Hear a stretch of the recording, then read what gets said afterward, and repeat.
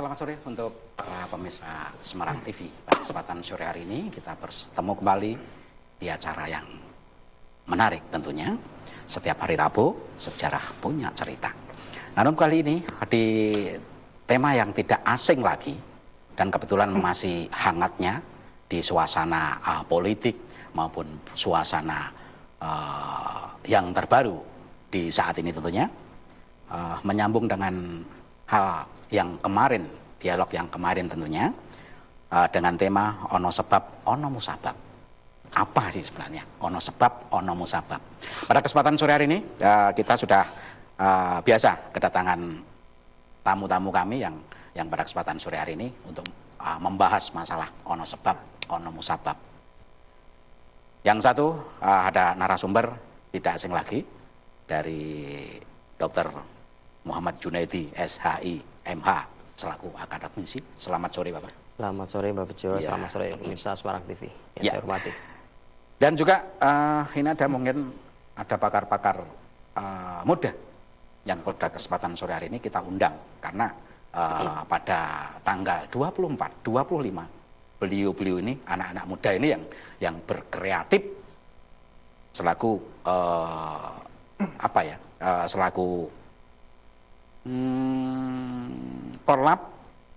korlap dari acara yang paling menarik di tanggal 24 kemarin, yaitu ada Mas Pran Napitu. Selamat sore. Selamat sore Pak. Iya, selaku aktivis mahasiswa atau BEM dari korlap demo yang kemarin, yang jelas seperti itu. Dan juga untuk Mas Herdin ya kalau tidak salah, ya, selaku pengacara publik YLBHI Semarang tentunya. Selamat sore Mas. Selamat sore Bapak Bejo dan pemirsa Semarang. Iya, selamat sore. Masih ada satu lagi selaku himpunan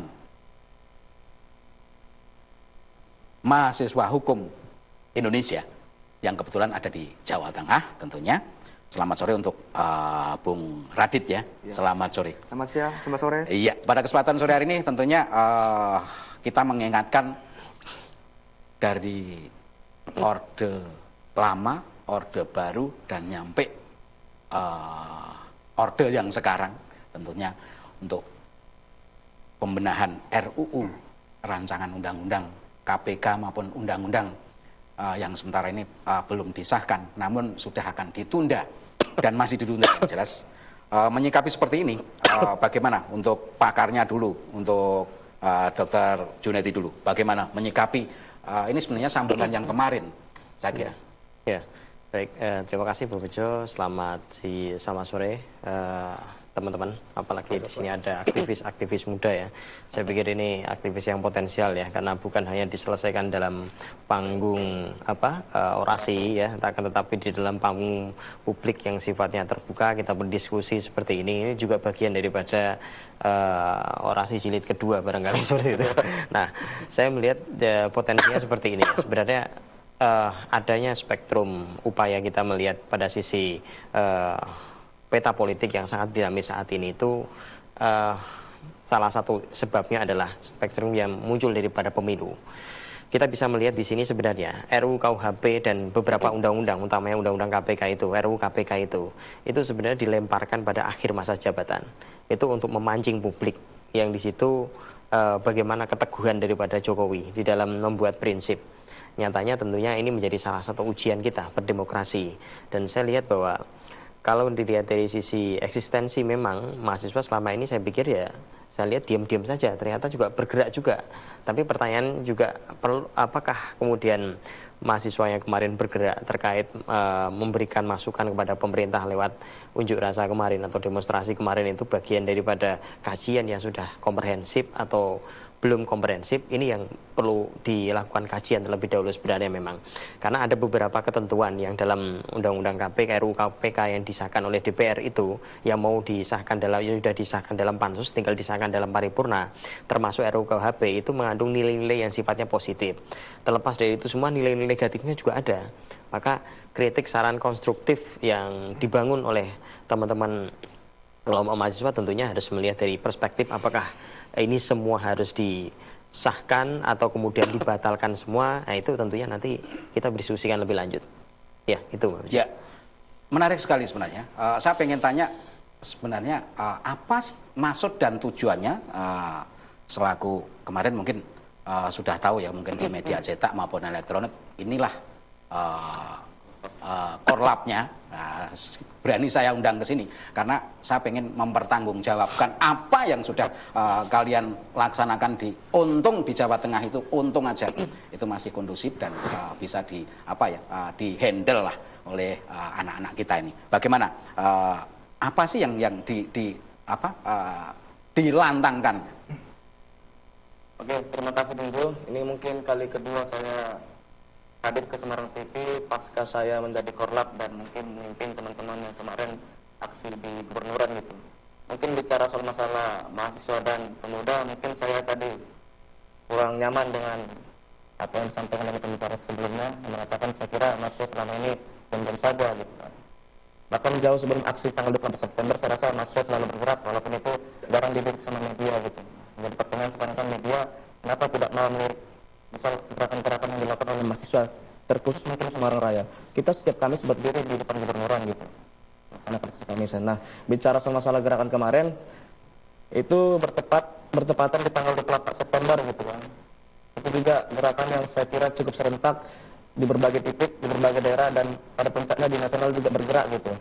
Bahkan bukan bicara soal tanggal 24, tanggal 23 juga ada pergerakan, 25 bahkan sampai hari ini dan bahkan ditargetkan juga nanti sampai kepada pengkawalan pelantikan Presiden Joko Widodo pasti akan ada gerakan ketika memang tuntutan dari teman-teman mahasiswa juga dari elemen lain seperti masyarakat sipil juga dari teman-teman buruh belum diakomodir sama sekali. Nah, bicara soal apa yang kita suarakan, apa yang kita tuntut, kita juga coba meluruskan dan coba mengklarifikasi kepada publik bahwasanya kita tidak hanya membahas mengenai produk hukum atau mungkin RUU yang kemarin memang ada beberapa poin-poin yang kontroversial gitu kan. Juga misal di sisi ketenagakerjaan kita mengangkat isu buruh gitu kan. Kita mengangkat isu gaji murah yang diberlakukan oleh teman-teman buruh juga mengenai RUU ketenagakerjaan yang akhir-akhir ini menjadi polemik di kalangan buruh gitu kan. Juga di kesehatan kita mengangkat isu BPJS yang kabarnya iurannya akan dinaikkan berkali-kali lipat gitu ya. Juga di isu pendidikan tinggi kita mengangkat isu pendidikan yang hari ini pendidikan semakin mahal gitu kan. Termasuk di pendidikan tinggi gitu. Kita menolak adanya komersialisasi, privatisasi dan liberalisasi pendidikan tinggi. Juga di isu agraria misal gitu kan. Kita mengangkat isu-isu di sektor pertanian juga karena kebetulan juga kemarin 24 September itu bertepatan dengan Hari Tani Nasional gitu. Nah, ini momentum untuk kami mengklarifikasi pada publik bahwasanya kita tidak hanya mengangkat isu hukum. Bahkan di isu hukum sendiri kita tidak hanya mengangkat mengenai RUU KPK dengan RUU KUHP gitu kan. Juga RUU Ketenagakerjaan juga kita persoalkan, RUU Pertanahan dan RUU Permasyarakatan juga kita persoalkan gitu. Jadi ada berbagai isu yang coba kita rangkum dan coba kita buat kajian secara komprehensif dan juga kompleks dan akhirnya kita bergerak atas dasar kajian dan juga gerakan yang kita susun adalah gerakan moral dan gerakan intelektual gitu. Dan saya juga menolak adanya gerakan-gerakan yang dikaitkan malah ke gerakan politik gitu. Menarik sekali sebenarnya. Tapi pertanyaan saya ini yang jelas pengen tahu sebenarnya apa yang kalian tuntut untuk pemerintahan yang sekarang? Saya tanya, sekarang apa mesti harus seperti kita lihat di beberapa daerah ada kebakaran, bakar-bakaran dan lainnya merusak publikasi umum dan merusak apapun itu apa termasuk dari kalian yang nantinya akan menduduki jabatan-jabatan seperti yang pemerintahan sekarang dudukin? Kalau tuntutan kita jelas, beberapa poin yang kita ajukan kepada pemerintah juga kepada DPR itu diakomodir. Dan seminimalnya adalah membuat dialog kepada publik gitu kan. Dalam artian jangan sampai pun ada dialog sifatnya tertutup. Makanya kemarin teman-teman BEM, terkhusus teman-teman BEM seluruh Indonesia itu kan ada suatu bentuk aliansi yang terdiri dari BEM-BEM di seluruh PTN dan PTS di Indonesia. Itu kita menolak undangan dari Presiden Jokowi karena memang undangannya bersifat tertutup yang diselenggarakan di dalam istana gitu. Jadi kita tuntut sebenarnya poin-poin yang sudah kita rumuskan bareng-bareng itu melibatkan berbagai elemen, bukan seperti produk yang dibuat oleh DPR yang tidak melibatkan berbagai elemen, itu harusnya diakomodir dan minimal didialogkan kepada publik gitu. Poinnya adalah didialogkan dan memang harus menarik sebenarnya. Pemirsa menarik sekali, bahkan apa yang dilantangkan oleh para anak-anak muda sekarang itu sudah cerdas. Namun mungkin berbeda dengan selaku perhimpunan mahasiswa hukum di seluruh Indonesia, khususnya di Semarang. Tentunya Mas Radit bagaimana menyikapi masalah yang kemarin sampai sekarang? Baik, Mbak Bejo, terima kasih. Sebelumnya saya mengucapkan selamat Hari Batik Nasional kepada kita semua. Kita perlu bangga karena kita memiliki sebuah warisan Nusantara yang diakui oleh dunia dan penting untuk kita jaga kelestariannya. Kemudian, saya juga mengucapkan terima kasih atas undangannya kepada Semarang TV, karena ini merupakan forum yang menarik bagi kita sebagai kaum-kaum akademisi. Ketika kemarin publik bertanya-tanya, kenapa kalian semua pada berdemo, tapi tidak melakukan sebuah kajian-kajian publik, inilah saatnya. Gitu. Inilah tempatnya bagi kita untuk mencoba saling memberikan argumen-argumen mengapa kita melakukan demo dan apa latar belakang yang akan kita lakukan. Kemudian berbicara mengenai aksi kemarin, tidak jauh berbeda seperti yang disampaikan oleh Frans tadi, bahwasanya tuntutan kita jelas. Ada beberapa tuntutan yang kita suarakan dalam aksi kita kemarin. Akan tetapi yang menjadi permasalahan utama adalah soal sisi hukumnya itu tersendiri. Ada beberapa RUU seperti RUU KUHP, kemudian RUU Pertanahan, RUU Ketenagakerjaan, dan lain sebagainya, serta Undang-Undang KPK yang disahkan, memiliki sebuah pasal-pasal yang berpotensi untuk mencederai masyarakat itu sendiri gitu. Ketika kita berbicara mengenai masyarakat, maka kita berbicara mengenai Indonesia yang plural. Kita berbicara mengenai 270 juta penduduk Indonesia yang memiliki keberagaman, sehingga undang-undang yang kemudian yang akan disusun seharusnya mengakomodir seluruh kepentingan masyarakat Indonesia. Akan tetapi ketika kita melihat draft RUU yang akan diundangkan, begitu banyak sekali pasal-pasal yang kita tahu mengebiri kepentingan masyarakat, hak-hak masyarakat, sehingga RUU, rancangan undang-undang yang kemudian akan menjadi produk hukum bangsa Indonesia, yang ini merupakan produk akademis, sehingga seharusnya produk akademik adalah sebuah produk yang harus memiliki kesempurnaan. Saya mungkin akan menyamakan hal ini seperti kita membuat skripsi kan. Skripsi merupakan sama-sama produk akademik, tapi dalam kata pengantarnya kita diharamkan untuk mencantumkan kata-kata mohon maaf, skripsi ini kurang sempurna. Kami mohon kritik dan masukannya supaya karya ini dapat sempurna. Ini juga berlaku bagi undang-undang yang RUU yang kemudian akan diundang-undangkan. Bagi RUU atau undang-undang seharusnya hal-hal yang tercantum di dalamnya merupakan kesempurnaan gitu, sehingga jika kemudian ada judicial review, ini menandakan ada ketidakseriusan ataupun ketidaksempurnaan dari peraturan yang dibuatnya. Itu kurang lebih seperti sih, Bung. Karena Ya, saya berbicara sebenarnya menarik, sekali lagi menarik kalau anak-anak muda bisa berpikir cerdas seperti ini, tidak perlu orang banyak. Tapi bagaimana mungkin yang menyikapi seperti ini untuk Mas Hardin sebagai pengacara publik, ya, selaku LBH Semarang, untuk anak-anak muda seperti ini. Terima kasih mungkin Mbak Bejo ya. LBH Semarang, tentu pertama saya ingin mengucapkan selamat sore kepada pemirsa Cakra Semarang TV. Dan juga terima kasih atas undangannya. LBH Semarang ini mungkin kedua kalinya nih, tapi saya baru hadir kali ini. Kemarin kawan saya Mbak Edi Oktavian yang hadir. Nah, menyikapi demonstrasi yang kemarin digelar oleh kawan-kawan mahasiswa di depan Gubernuran dan juga kantor DPRD Provinsi Jawa Tengah, jadi tentu ada pro dan kontra nih. Pertama muncul dari termasuk tadi narasumber pertama Pak Junaidi ya.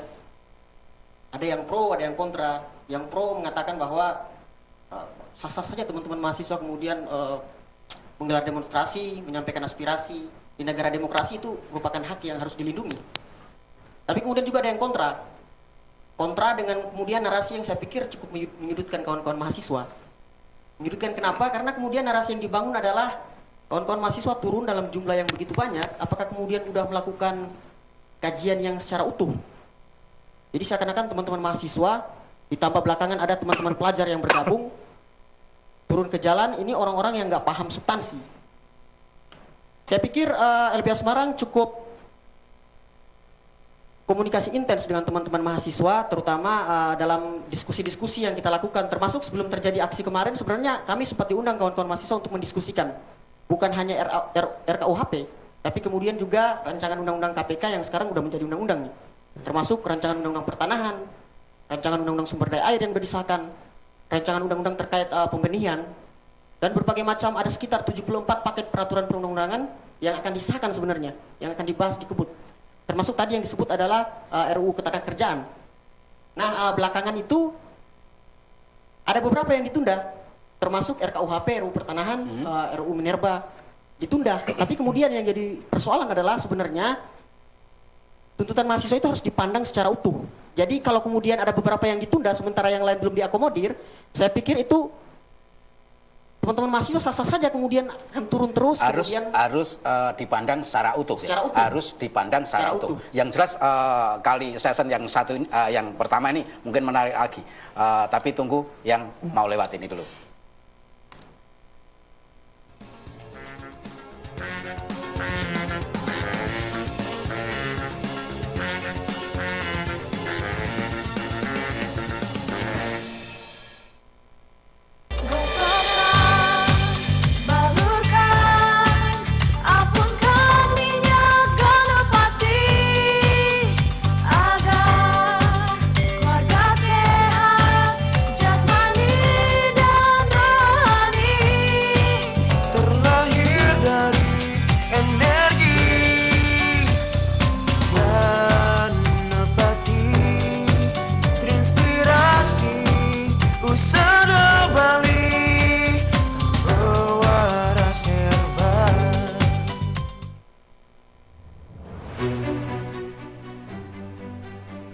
Assalamualaikum warahmatullahi wabarakatuh. Salam sehat kagem kita sedaya. Jawa Tengah, tanah kelahiran para pahlawan, juga dikenal dengan kearifan lokalnya yang sangat kaya. Salah satunya adalah gotong royong. Gotong royong bukan sekedar kegiatan bersama, melainkan semangat kebersamaan yang sudah mendarah daging di dalam jiwa masyarakat Jawa Tengah. Gotong royong mengajarkan kita arti penting saling membantu, saling peduli, dan saling memahami. Mari kita wujudkan Jawa Tengah yang lebih maju dan sejahtera melalui semangat kebersamaan dan gotong royong.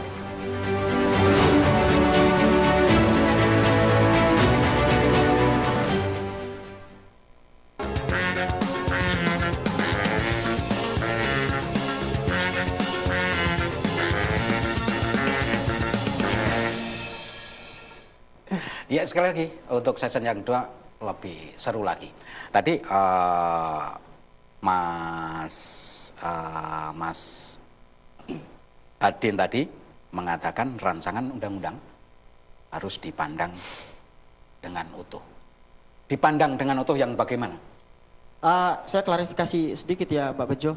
Jadi bukan rancangan undang-undang, tapi seluruh tuntutan kawan-kawan mahasiswa terkait dengan paket rancangan undang-undang, termasuk di dalamnya ada RUU KUHP, ada RUU KPK yang kemudian disahkan menjadi undang-undang KPK, dan juga RUU Pertanahan, RUU Ketenagakerjaan, RUU Sumber Daya Air yang sudah disahkan, RUU tentang pembenihan, kemudian RUU tentang Minerba, itu semua dalam satu tuntutan. Jadi kalau kemudian yang hari ini ada Menko Polhukam ya, Wiranto, kemudian juga Presiden Joko Widodo, bahkan DPR, anggota Dewan kemudian mengklarifikasi bahwa kemudian kita sudah menunda beberapa yang jadi tuntutan. Jangan kalau menurut kami ya dari LBH Semarang sebagai bagian dari LBH Kantor Yayasan Lembaga Bantuan Hukum Indonesia yang ada di Jawa Tengah, kami menganggap bahwa jangan dikerdilkan jenis undang-undangnya, tapi ini paket secara keseluruhan. Tuntutannya itu besar kaitannya dengan rancangan undang-undang. Nah, kenapa kemudian rancangan undang-undang tersebut ditolak? Benang merahnya sebenarnya kalau kita mau tarik dan kita peras semuanya itu akan mengarah bahwa rancangan undang-undang yang dibuat oleh pemerintah dan dikebut beberapa di masa-masa terakhir tadi kalau kata Pak Jun periode DPR pada periode ini, itu konsekuensinya itu akan mengorbankan masyarakat kecil. Contohnya saya bilang tadi soal masalah RUU Ketenagakerjaan. Yang disorot adalah persoalan masalah kontrak yang akan diperpanjang. Kalau sekarang 2 tahun, ke depannya itu akan dinaikkan menjadi 5 tahun kontrak itu. Termasuk soal BPJS kesehatan. Kemudian yang lain lagi ada soal RUU Pertanahan. Nah, RUU Pertanahan ini ada salah satu pasal yang memuat bahwa kalau ada warga yang mempertahankan tanahnya untuk diambil, itu akan dipidanakan. Termasuk pembenihan, masyarakat itu petani nggak boleh lagi. Undang-undang pembenihan itu nggak bisa lagi petani itu mengembangkan benih sendiri. Ya kan diancam dengan pidana dia. Termasuk dalam RUU KUHP sendiri. Karena dalam RUU KUHP menurut pandangan kami dan teman-teman yang tergabung di Koalisi Masyarakat Sipil, khususnya di Semarang ya, dengan teman-teman mahasiswa juga kami diskusi, ada beberapa pasal yang kontroversial. Nah tentu kemudian kalau tadi yang saya bilang ya harus dipandang secara utuh. Jangan kemudian ada beberapa yang ditunda, yang lain belum ditunda, kemudian dipandang bahwa aksi mahasiswa itu nggak substansial. Sudah kan sebagai mahasiswa atau Mas Den sebagai pengacara publik, ya, itu sudahkah membaca dari draft undang-undang itu sendiri A sampai Z dan juga tidak sepotong-sepotong?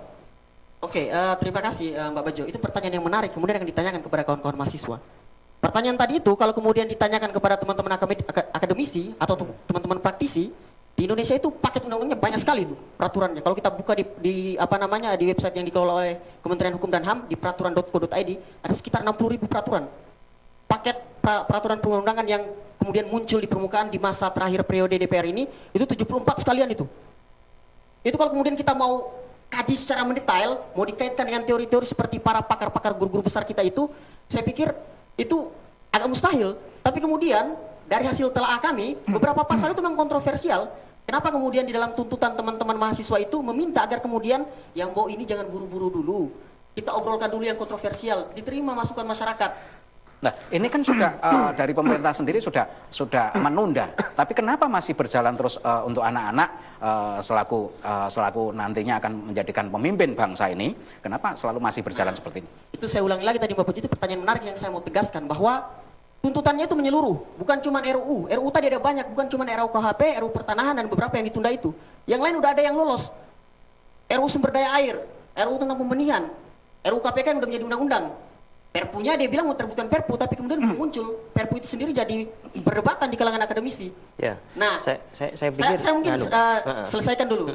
Kemudian tuntutan yang lain, kaitannya dengan BPJS, kemudian kaitannya dengan pelanggaran-pelanggaran asasi manusia yang terjadi di Papua. Termasuk jangan lupa bahwa kalau dibilang represi, ada anarkis, kita harus lihat teman-teman yang hadir di lapangan, terutama teman-teman media ini ya, kita harus lihat yang melakukan tembakan gas air mata, yang melakukan tembakan water cannon, yang melakukan pemukulan duluan itu siapa? Aparat penegak hukum. Ada 2 mahasiswa yang meninggal, 1 orang pelajar yang meninggal. Prosesnya sampai sejauh mana hari ini? Itu yang kemudian mau kita tuntut. Artinya belum semua diakomodir. Kemarin dipanggil untuk kemudian ngobrol di istana. Tapi obrolannya tertutup. Teman-teman mahasiswa ini trauma, jangan sampai terjadi seperti pertemuan tahun 2011 ketika tolak BBM. Pertemuannya di istana, muncul narasi yang dikeluarkan ke publik itu lain lagi, dipelintir.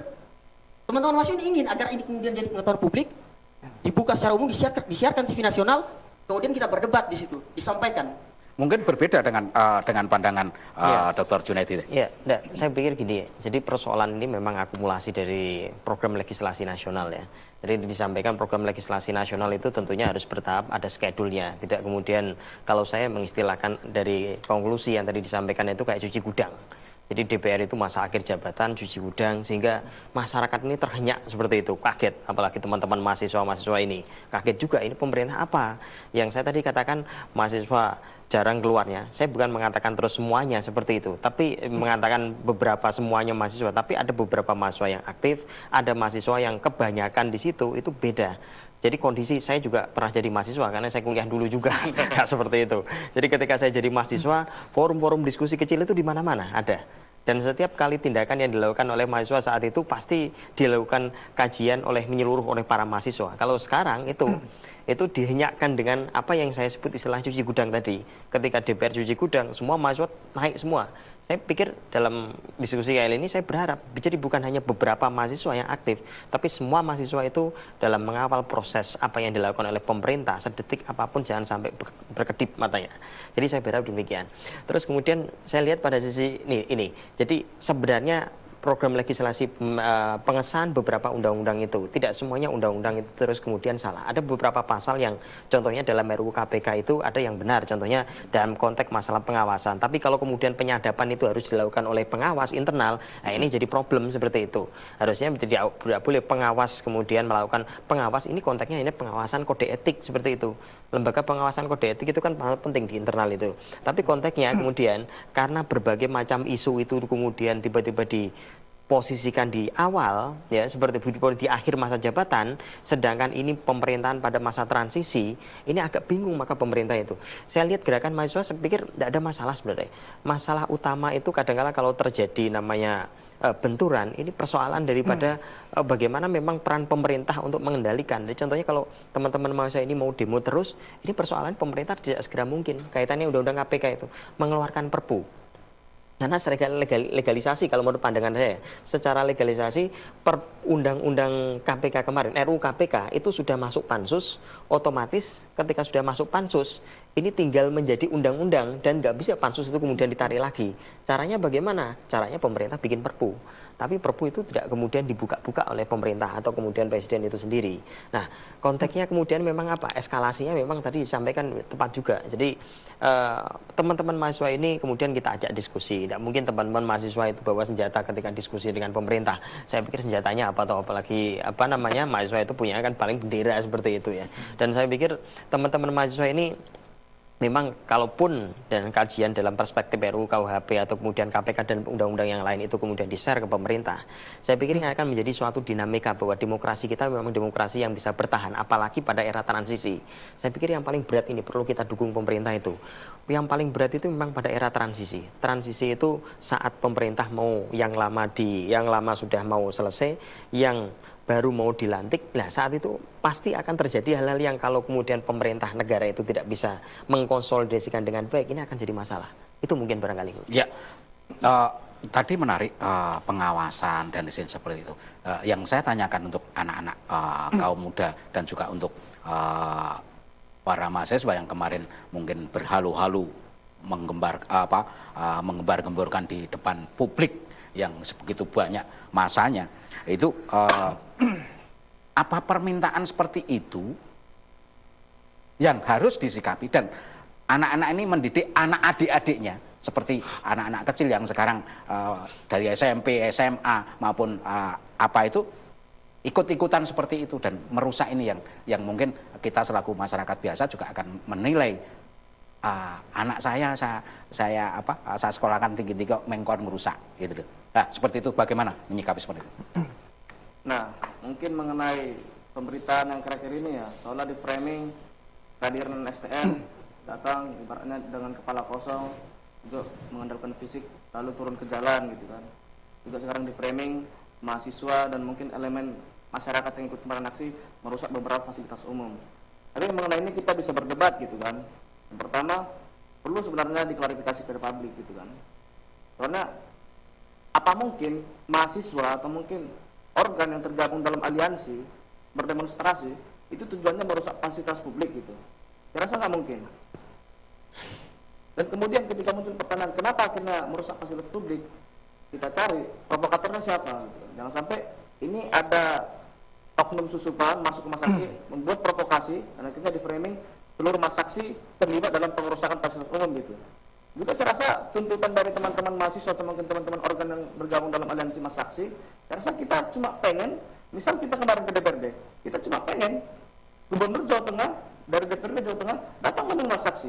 Pun kemarin akhirnya ada gerbang yang rubuh, saya rasa itu juga jangan di framing juga itu seolah-olah kita mau membuat suatu kerusakan yang nggak fatal gitu. Saya rasa gerbang kemarin itu juga kekuatannya cuma ada rel gitu kan, digoyang 3-5 orang, saya rasa itu sudah ambruk gitu kan. Jadi pun memperbaikinya saya rasa dengan sangat mudah gitu. Jadi juga nggak pakai anggaran yang begitu banyak. Pun saya rasa anggaran itu memang harus dibuat ke yang seperti itu gitu kan, daripada dibuat pemborosan kepada hal-hal sifatnya eventual atau mungkin kegiatan unfaedah lainnya gitu. Tapi kemasannya mungkin tidak seperti itu. Kalau kemasannya didorong rubuh itu mungkin banyak mahasiswa yang ngefans sama Pak Gubernur terus kemudian sampai dorong-dorongan seperti itu. Ya mungkin salah satunya itu. Tapi menarik untuk Mas Radit sendiri menyikapi anak-anak seperti ini, adik-adikmu seperti itu bagaimana? Baik, jika kita berbicara mengenai gerakan pemuda, terus gerakan mahasiswa, serta gerakan anak pelajar, kita juga bisa tarik ulur sejarah ya. Ketika kita berbicara mengenai pemuda di tahun 1908, waktu pertama kali Budi Utomo berdiri, kemudian tahun 1928, yang dimana ada Sumpah Pemuda, kemudian gerakan-gerakan di era Orde Lama, ada Orde Baru, yang di tahun 98 sebenarnya kalau kita bisa melihat bahwasanya orang masa aksi yang bergerak di situ bukan hanya dari kalangan anak muda saja gitu, tetapi didukung oleh beberapa buruh, nelayan, termasuk juga pelajar-pelajar gini. Tapi yang lebih penting untuk segera didiskusikan sebenarnya adalah bukan mengenai siapa dan mengapa, karena memang kita hidup di negeri demokratis yang memang segala hal jika kita ingin menyuarakan sesuatu itu perlu diakomodir kebebasannya. Tapi yang lebih penting untuk didiskusikan adalah mengapa kita bisa turun ke jalan, itu poin pentingnya. Jelas jawabannya adalah ada sebuah kondisi, ada sebuah sebab di mana negara mengelola kami di sini, merawat negara, merawat masyarakat ini dengan hal yang kurang baik gitu loh. Ya, contohnya dengan penerbitan RUU yang kami bisa katakan ini ngawur gitu. Kemudian secara keseluruhan jika kita melihat tuntutan dari masa aksi kemarin, kita berbicara soal kebakaran hutan yang tak kunjung diselesaikan. Siapa aktor intelektual yang membakar itu? Kemudian kami juga mengusut untuk segera ditarik militer dari tanah Papua, karena jika kita tahu ada berapa banyak korban, berapa ratus korban dari masyarakat Papua yang meninggal karena aparat. Kemudian kita menuntut untuk pengentasan tuntutan reformasi, kemudian kita juga menuntut pendidikan yang bervisi kerakyatan, murah, serta transparan. Itu merupakan sebuah paket komplit yang sebenarnya perlu dilihat sebagai satu kesatuan utuh gitu loh. Bukan mengenai apakah pelajar diprovokatori, bukan seperti itu, tapi lebih kenapa pelajar ini bisa ikut turun bersama kami gitu. Pelajar ini sudah besar, sudah dewasa, dan mereka bisa memikirkan mana yang baik dan mana yang benar gitu. Sehingga menurut kami itu sah-sah saja karena mereka melihat ada kondisi yang tidak baik di sini dan mereka perlu turun tangan untuk segera mengawal hal-hal tersebut gitu. Dan jika kita berbicara mengenai apakah ada provokator dalam gerakan ini, ya kami bisa berbicara bahwasanya gerakan kami memang gerakan yang ditumpangi oleh rakyat, tapi tidak untuk gerakan-gerakan politik lainnya gitu. Karena jelas dalam orasi-orasi yang kami sampaikan, dalam tuntutan-tuntutan yang kami suarakan adalah tidak ada penurunan rezim, tidak ada penurunan presiden dan sebagainya. Itu merupakan gerakan-gerakan murni yang timbul dan muncul akibat dari kekecewaan kami terhadap kondisi negara saat ini. Kurang lebih seperti itu, Bung. Ya. Menambahkan juga mengenai anak pelajar sama STM tadi, saya kira sudah sangat bahaya ya ketika mungkin anak STM, anak pelajar juga sudah sampai turun ke jalan, juga misal sampai kaum rebahan gitu kan. Anak-anak mahasiswa yang biasanya menyibukkan diri main game, terus nongkrong di kafe-kafe, sampai ikut turun ke jalan gitu, ini sudah menjadi sinyal bahaya untuk penguasa gitu. Jadi jangan sampai dibiarkan berlarut. Nah, soal mengenai anak STM atau mungkin pelajar, ada dua mungkin jenis masa aksi yang mungkin mau turun ke jalan. Yang pertama dia tahu mengenai substansi dan dia tahu apa yang harus diperjuangkan. Dan yang kedua, mungkin dia bersolidaritas gitu. Bisa jadi dia nggak tega melihat misal kakak-kakaknya disiram pakai gas air mata gitu. Mungkin dia nggak tega ketika kakak-kakaknya dipukuli oleh aparat kepolisian. Dia nggak tega misal kakaknya disiram pakai water cannon gitu. Yang kita tahu itu kalau kena ke fisik kita sangat sakit gitu kan. Nah itu perlu diantisipasi juga. Jangan sampai diklaim ini anak STM kok malah gini, ini pasti diprovokasi, ini pasti ada oknum yang membayar segala macam. Saya rasa mereka mungkin bersolidaritas kepada kakak-kakaknya yang kena tindakan represif dari aparat kepolisian gitu kan. Juga sampai sekarang kita tahu udah berapa korban yang berjatuhan, bahkan ada 2 orang yang meninggal gitu kan. Bahkan 1 orang anak STM juga ikut meninggal walaupun dia tidak terlibat represi oleh kepolisian gitu, walaupun dia jatuh dari truk kalau saya nggak salah, terus dia meninggal dunia. Tapi itu dalam serangkaian aksi yang dilakukan oleh teman-teman mahasiswa gitu. Menarik sekali. Sudahkah kemarin demo di depan Gubernur Jawa Tengah ya, di depan gedung Gubernur Jawa Tengah, sudahkah ada solusi? Ya, tapi jangan dijawab dulu, tunggu yang mau lewat dulu.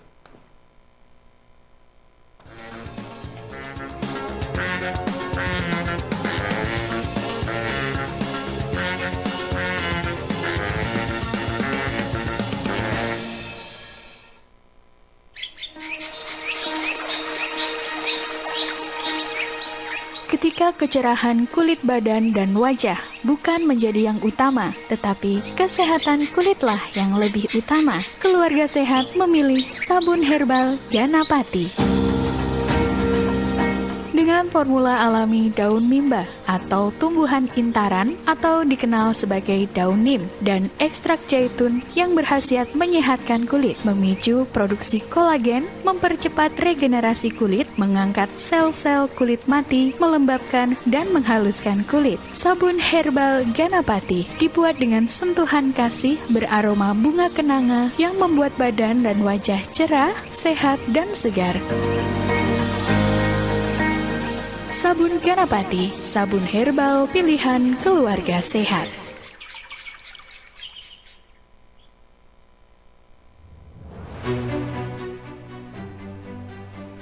Assalamualaikum warahmatullahi wabarakatuh. Salam sehat kagem kita sedaya. Jawa Tengah, tanah kelahiran para pahlawan, juga dikenal dengan kearifan lokalnya yang sangat kaya. Salah satunya adalah gotong royong. Gotong royong bukan sekedar kegiatan bersama, melainkan semangat kebersamaan yang sudah mendarah daging di dalam jiwa masyarakat Jawa Tengah. Gotong royong mengajarkan kita arti penting saling membantu, saling peduli, dan saling memahami. Mari kita wujudkan Jawa Tengah yang lebih maju dan sejahtera melalui semangat kebersamaan dan gotong royong.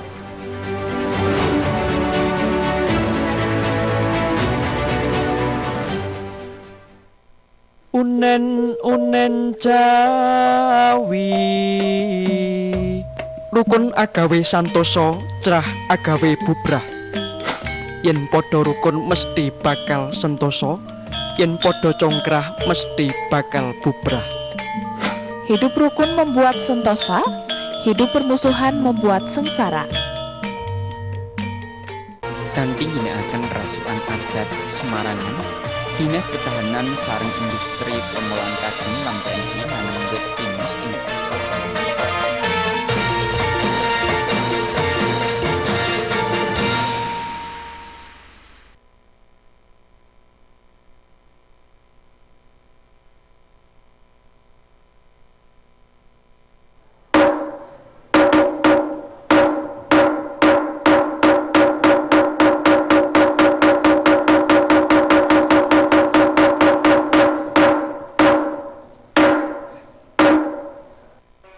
Allahu Akbar, Allahu Akbar,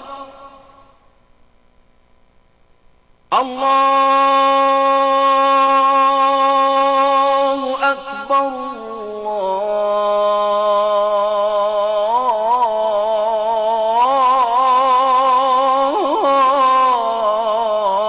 Allahu Akbar. أشهد أن لا إله إلا الله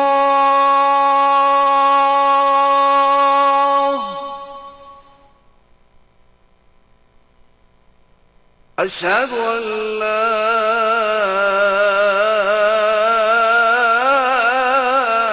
إله إلا الله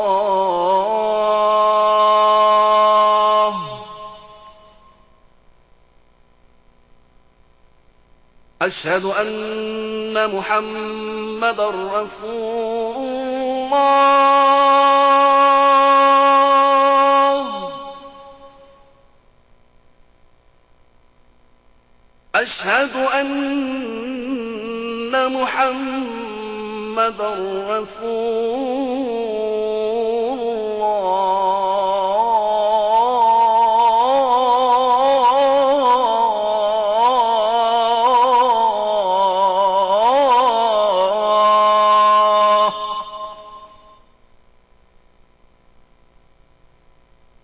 حي على الصلاة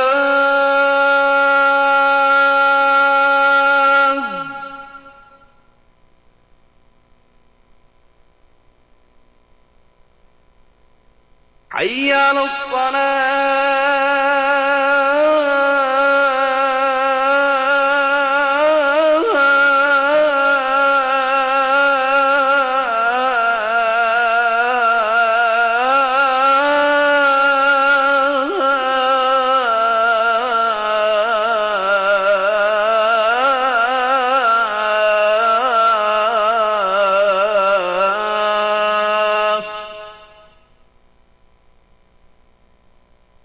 حي على الفلاح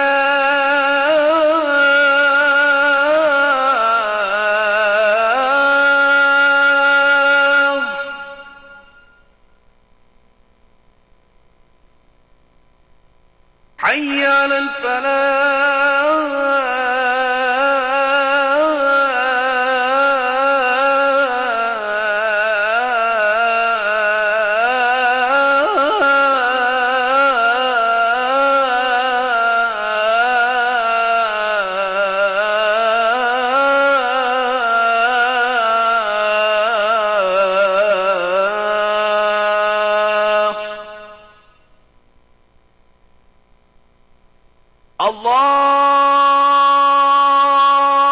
الله أكبر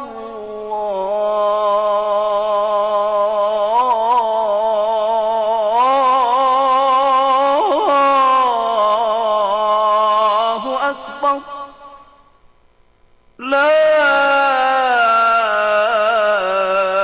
إله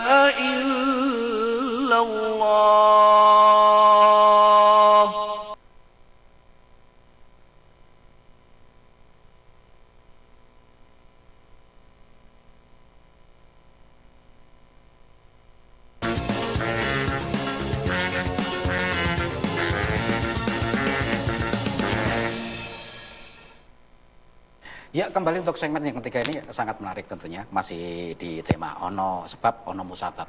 Yang jelas saya pengen tanya untuk para aktivis ya yang kemarin berada di depan gedung Gubernuran Jawa Tengah tentunya. Untuk respect ya, respect sendiri sebagai pemerintahan Jawa Tengah tentunya kan ada responnya bagaimana? Saya juga tidak tahu itu, tapi saya pengen bagaimana kelanjutannya. Mengenai kelanjutan dari aksi kemarin, saya rasa mungkin kita bisa berterima kasih dengan Gubernur Jawa Tengah dan pihak DPRD dan juga pihak Kapolres Tabes yang kemarin datang ke masa aksi, yang memang dia menjamin juga pas aksi tidak akan ada pemanggilan apapun gitu. Pun masalah terima kasih juga ini perlu dikaji ulang gitu kan, karena memang seharusnya dan memang sudah siogianya memang pemerintah juga dari pihak DPRD, karena dia adalah wakil rakyat, memang harus turun ke masyarakat gitu, turun kepada konstituennya ya, yakni rakyat yang memilih dia gitu. Nah, kemarin itu Pak Ganjar Pranowo juga dari pihak DPRD, kemarin ketuanya absen, sudah 3 kali kita aksi di Gubernuran dengan atas nama Alliansi Semarang Raya, ketua DPRD belum kunjung menemui Mas Saksi gitu. Yang turun itu selalu wakil ketua DPRD gitu. Saya juga mempertanyakan ini, ketua DPRD kemana gitu kan? Kenapa sangat takut bertemu dengan rakyat? Kenapa sangat takut bertemu dengan mahasiswa gitu? Nah, mengenai kemarin itu Pak Ganjar sendiri sudah menjamin itu di depan Mas Saksi dan disaksikan mungkin oleh berapa ribu pasang mata itu, dia menyatakan bahwasanya dia akan memperjuangkan tuntutan dari teman-teman mahasiswa, tuntutan dari teman-teman Aliansi Semarang Raya itu ke nasional gitu kan. Dia akan menyampaikan langsung kepada pihak DPR RI dan juga kepada Presiden RI Joko Widodo gitu kan. Juga kemarin dari pihak DPRD juga mengamini hal yang serupa, juga dari pihak kepolisian yang sampai menjamin bahwasanya tidak akan ada tindakan represif dan pemanggilan dalam bentuk apapun kepada peserta aksi pasca aksi berlangsung gitu. Nah, ini juga kan nggak bisa ditangkap simpel ini mengenai misal gubernur datang ke masa aksi terus kita mengubarkan diri terus kita anggap selesai. Kita anggap selesai ketika memang tuntutan dari teman-teman aliansi diakomodir dan memang betul-betul diperjuangkan dalam forum-forum resmi gitu kan. Mungkin nggak clear misal cuma dengan pernyataan pers atau mungkin pernyataan kepada media atau mungkin diposting dalam bentuk konten YouTube dan konten Instagram gitu kan, terus dianggap selesai masalah. Nggak selesai. Bahkan pas aksi kemarin kita juga melaksanakan aksi lagi di tanggal 30 September gitu kan, yang membuktikan bahwasanya tuntutan kita belum betul-betul diakomodir gitu. Karena apa? Misal sampai sekarang Presiden Jokowi masih ragu-ragu mengeluarkan perpu terkait undang-undang KPK yang baru disahkan kemarin gitu kan. Dan itu menjadi sinyal bahaya juga gitu kan. Nah, sampai diakomodir tanda tangan surat pernyataan, tapi tindak lanjutnya tidak ada gitu kan, dianggap sudah selesai dengan tanda tangan. Yang kita harapkan bukan tanda tangan, kalau segera minta tanda tangan saya rasa nggak perlu dengan kita mengumpulkan massa aksi yang sampai 7.000 orang terus kita berdemonstrasi, atau mungkin kalau cuma sekedar membuat konten YouTube saya rasa nggak perlu kita menyelenggarakan suatu aksi gitu kan. Nah, disinilah kehadiran negara melalui pemerintah, melalui aparatnya, kita harapkan kehadirannya gitu, dengan mengakomodir dan memang menyelesaikan tuntutan dari teman-teman mahasiswa. Misal pun masih ragu-ragu dalam pembuatan keputusan, kita siap gitu. Kita selalu sedia ketika kita diajak berdialog. Yang memang kita nantikan dialog itu mengarah kepada sebuah keputusan gitu. Tapi dengan catatan dialog yang harus diselenggarakan adalah dialog yang bersifat terbuka dan memang disaksikan oleh media secara nasional gitu kan. Jangan sampai betul yang dikatakan Bang Herdin tadi, dialog tertutup yang akhirnya media akan di-framing gitu kan. Yang dibicarakan dalam forum misal A, malah yang di-framing di pasca forum selesai adalah B gitu. Yang di forum misal mahasiswa menolak, pasca forum selesai, konferensi pers bilang, wah mahasiswa tadi berdialog dan mereka menerima itu segala macam gitu. Nah, itu yang coba kita khawatirkan gitu. Ya, menarik sekali sebenarnya. Tapi mungkin berbeda ya, mungkin berbeda dengan Bung Herlin. Bagaimana untuk menyikapi anak-anak seperti ini? Oke, saya mungkin Mbah Bejo ya sikap saya mungkin sama kita dengan teman-teman mahasiswa ada di satu barisan itu. Jadi kaitannya dengan kondisi sekarang, kaitannya dengan paket rancangan undang-undang termasuk RUU KUHP, RUU KPK yang menjadi undang-undang, termasuk RUU pertanahan yang ditunda, RUU ketenagakerjaan, dan ada 74, sekitar 74 tadi saya sebutkan. Sikap kami jelas bahwa undang-undang itu kalau disahkan tanpa kemudian mau dilihat kembali, tanpa mempertimbangkan praktek di lapangan, tanpa mempertimbangkan siapa yang akan kena dampak, saya pikir itu kemudian akan korbannya itu bukan para pembuat undang-undang tuh, bukan para guru-guru kita akademisi yang kemudian menyusun naskah akademik, atau bukan pemerintah yang kemudian Kemenkumham ya, wakilnya kemudian hadir membahas, bukan mereka yang kena itu adalah kebanyakan sasarannya adalah orang-orang kecil.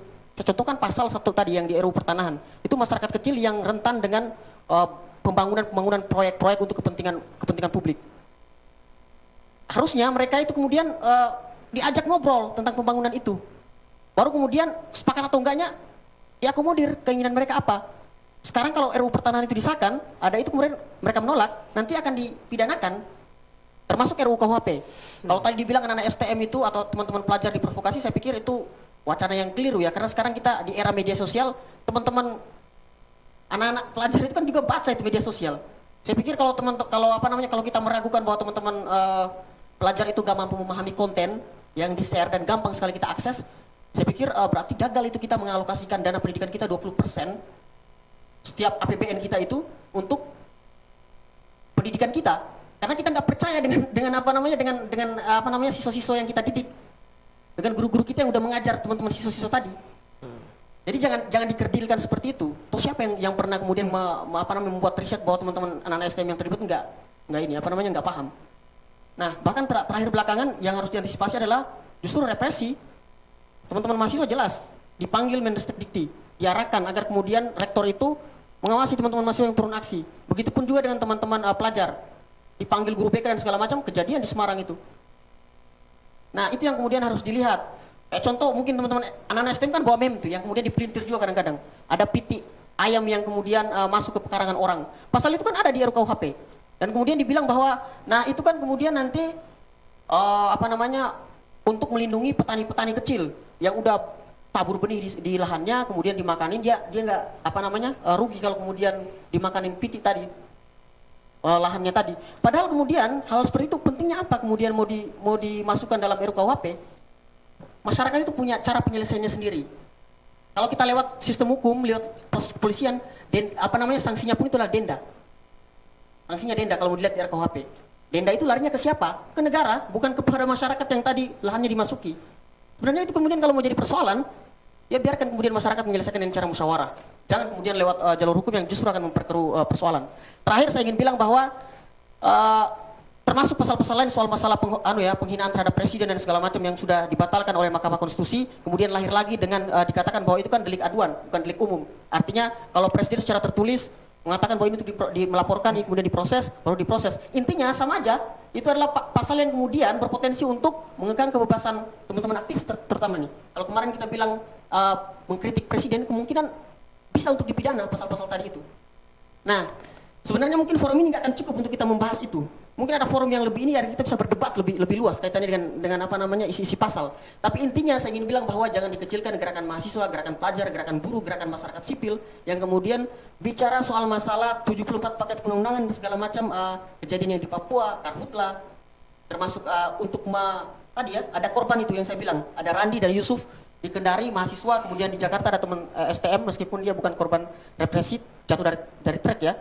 Tapi kemudian saya bilang bahwa 2 orang yang meninggal dan satunya kena tembakan itu harus diusut oleh pihak kepolisian. Jangan kemudian hanya bilang bahwa ini sedang ada dalam proses. Tapi kita nggak lihat siapa ininya. Karena kemudian di awal kan sempat diklarifikasi bahwa nggak ada polisi yang bawa itu. Tapi kemudian ada yang kena tembak.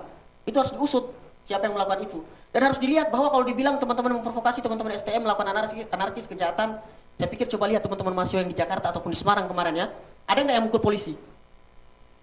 Kalau kita lihat di media, justru yang ditembakkan dengan gas air mata, dengan water cannon, itu yang jadi bulan-bulan teman-teman mahasiswa dan teman-teman pelajar. Jadi kalau dibilang teman-teman mahasiswa mengajari kekerasan dan segala macam, justru jangan-jangan aparat kepolisian yang kemudian bertindak dengan, saya pikir terlalu berlebihan. Kalau orang kemudian datang, minta DPR, minta presiden keluar untuk ngomong, itu di prosesnya lama, kemudian nggak jelas ini mau keluar atau enggak, atau kalau keluar pun ini kira-kira diterima atau enggak. Tembakan gas air mata sampai ada yang dipukul, kalau kita lihat di media sosial itu kan, itu saya rasa justru itu yang kemudian mengajarkan kekerasan terhadap generasi-generasi bangsa kita yang muda-muda ini. Itu harus jadi fokus, termasuk Kapolri ya, itu harus jadi perhatian serius. Didiklah kemudian aparat penegak hukum itu agar berjalan sesuai koridor, menghargai hak asasi manusia, orang nggak boleh dilarang menyampaikan pendapat, nggak boleh dipukulin dengan seenaknya. Ada standar-standar tersendiri dalam penanganan massa aksi. Ya, mungkin seperti itu. Untuk yang terakhir ini Mas Radit, mungkin. Baik, mungkin saya akan menyampaikan singkat saja karena mungkin acara ini akan segera berakhir. Tapi yang menjadi poin saya adalah kami mengapresiasi apa yang sudah dilakukan oleh Pemda maupun DPRD. Akan tapi kami menuntut lebih kepada Gubernur Ganjar maupun DPRD yang kemarin menemui kami bahwasanya tuntutan yang telah kami suarakan, yang telah Anda semua tanda tangani, semoga Bapak menonton ya acara ini ya, tolong segera disampaikan. Karena kebetulan kan beliau memiliki satu afiliasi partai politik yang sama dengan Presiden. Sehingga apa yang kami suarakan, apa yang kami tuntutan bukan hanya sebatas formalitas seremonial belaka kemudian dijadikan konten YouTube, kemudian dia viral di media sosial, bukan itu. Kami bahkan mengecam tindakan-tindakan semacam itu gitu. Tapi yang lebih penting lagi adalah tolong dikawal, keluarkan statement Anda bahwasanya Anda berpihak kepada rakyat Anda gitu. Jika Anda adalah orang yang pro dengan wong cilik, ya inilah suara kami gitu loh. Tolong sampaikan ini kepada Presiden, kepada wakil-wakil rakyat. Tolong segera akomodir kepentingan kami dan maka kami akan berterima kasih untuk itu. Walaupun sebenarnya kita jika berbicara konteks masih banyak dosa-dosa yang Pak Ganjar lakukan, soal kendeng, terus petani Doroseu dan lain sebagainya yang benar bisa kita bahas lagi kemudian. Tapi untuk poin-poin yang sudah kami tuntut kemarin, tolong disampaikan dan tolong dikawal sampai ini benar-benar terpenuhi. Kemudian kami juga menyampaikan kepada pihak kepolisian, tolong hentikan represivitas yang dilakukan, tolong gunakan cara-cara yang humanis untuk menyambut kami yang melakukan demonstrasi ini. Kurang lebih ini seperti itu, Bung. Ya, mungkin untuk pakar hukumnya, negomnya untuk pakar hukum, untuk Dr. Junedi. Ya, baik. Terima kasih Bapak Bejo, terima kasih kawan-kawan aktivis. Saya sebenarnya apresiasi sebenarnya apa yang disampaikan teman-teman aktivis ini. Ini bagian daripada kebuntuan komunikasi selama ini. Jadi saya pikir ini kata kuncinya sebenarnya komunikasi. Jadi kalau semisal tiba-tiba saya jadi Presiden Republik Indonesia, ya ajak komunikasi kan enak sebenarnya. Ajak komunikasi maunya apa, terus kemudian kalaupun ini terjadi, tapi salah satu hal yang menarik sebenarnya ketika terjadi kondisi seperti ini, saya menariknya dari sisi akademisi itu bahwa munculnya mimbar terbuka. Kampus-kampus sekarang sudah ada diskusi RUKUHP, ini kan bagus sebenarnya. Program legislasi nasional itu arahnya harus demikian.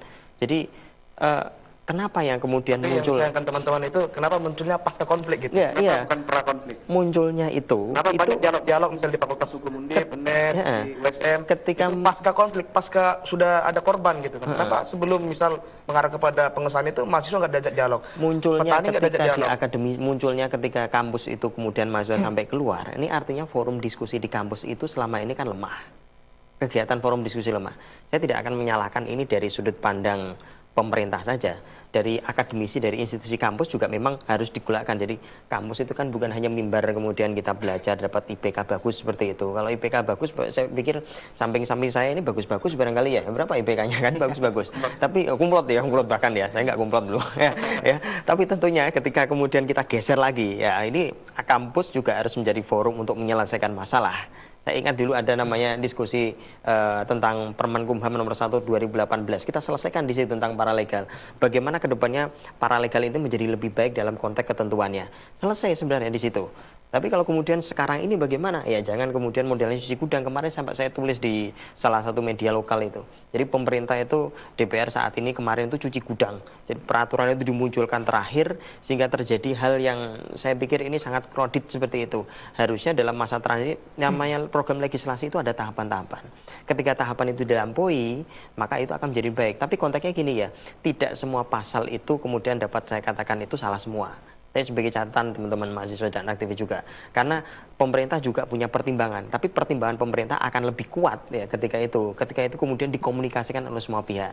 Saya pikir nggak ada terus mahasiswa terus kepingin sesuatu hal negara rusak, bahkan negara itu mahasiswa itu pasti kepingin lewat. Teman-teman YLBI saya pikir tujuannya juga seperti itu, nggak ada kepingin kemudian ribut satu sama lain, tidak ada. Nah ini semua yang perlu kita bangun saat ini yaitu komunikasi. Nah kata komunikasi itu tujuan orientasinya pasti untuk kesatuan bangsa. Saya pikir itu Mbak Bejo. Pak Bejo saya ingin sedikit.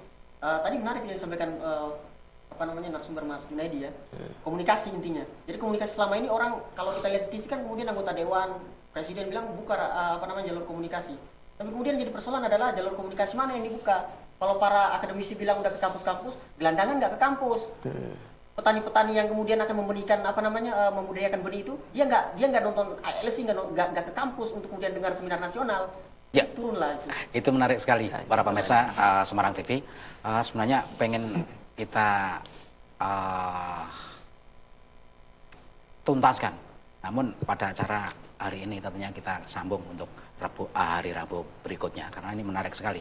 Mudah-mudahan dengan adanya seperti ini, pemerintahan daerah khususnya di Jawa Tengah anak-anak kita yang muda-muda ini selaku tuntutan yang kemarin mungkin tanggal 24, 25 dan sampai sekarang pun masih ditunggu untuk tuntutan anak-anak ini. Moga-moga pemerintahan Kota Semarang maupun Jawa Tengah terutama itu bisa clear lah anak-anak muda ini calon pemimpin-pemimpin bangsa yang selama ini pastinya ini harus jadi pengawas dan tidak mengawasi pengawas-pengawas yang jelas. Kalau pengawas itu dari otak, dari polo yang jelas.